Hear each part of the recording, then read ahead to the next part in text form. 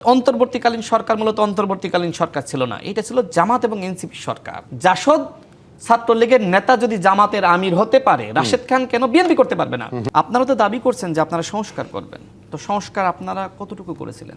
আমাদের ক্ষমতা ছিল না, আমরা কিভাবে সংস্কার করব? না, আপনারা ক্ষমতা ছিলেন না, আপনারা নষ্ট করে দিয়েছেন। আমি রাশেদ খান নিয়োগ দিয়েছিলাম, নাহিদ ইসলাম নিয়োগ দেয়নি। আপনার হাতে ক্ষমতা ছিল না বললেই হবে।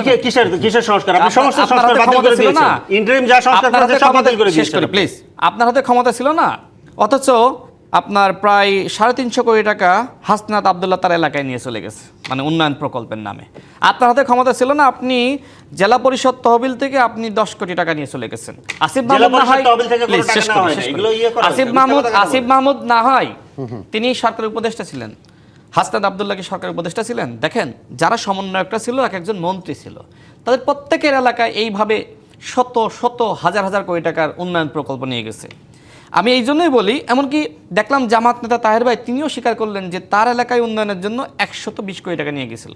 অর্থাৎ অন্তর্বর্তীকালীন সরকার মূলত অন্তর্বর্তীকালীন সরকার ছিল না, এটা ছিল জামাত এবং এনসিপি সরকার।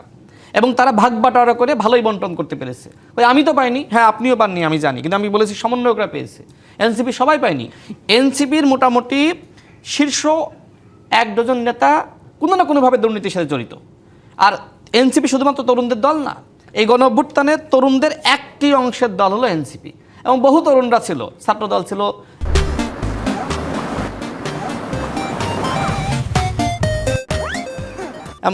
ছাত্র অধিকার পরিষদ ছিল, শিবির ছিল, আরও ছাত্র সংগঠন ছিল, এমনকি রাজনৈতিক দলগুলো ছিল, সাধারণ মানুষ ছিল। সুতরাং এইটা বলা ঠিক হবে না যে এনসিপি শুধুমাত্র তরুণদের দল, এটা বলা আসলে ন্যায্য হবে না। শোনেন, আমি যে কথা বলছিলাম, আমি কেন বললাম, ভাই বললো যে কেউ বলে নাই। দেখেন, এর আগেও তার সাথে অনেক টকশো করেছে, আমি দেখেছি যে তাদের নেতৃবৃন্দর একটা অভ্যাস যে আমাকে নব্য বিএনপি বলা। এই জন্য আমি বললাম যে জাসদ ছাত্রলীগের নেতা যদি জামাতের আমির হতে পারে, রাশেদ খান কেন বিএনপি করতে পারবে না? তাদের একজন এমপি দেখলাম, আতিক মুজাহিদ, টকশোতে ব্যাপকভাবে আমাকে নিয়ে ব্যঙ্গাত্মকভাবে কথা বললো যে আমি নব্য বিএনপি হয়েছি। তুমি বাবা কি, তুমি শিবির ছিল না? শিবির থেকে তুমি নব্য এনসিপি হয়েছো না?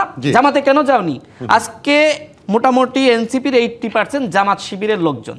এইটা আসলে তরুণদের দল বলতে, এইটা আসলে জামাতের আরেকটা প্রম্যাক্স হলো এনসিপি। তারা তো সংস্কার করবে না, জামাত তো সংস্কার চায় না।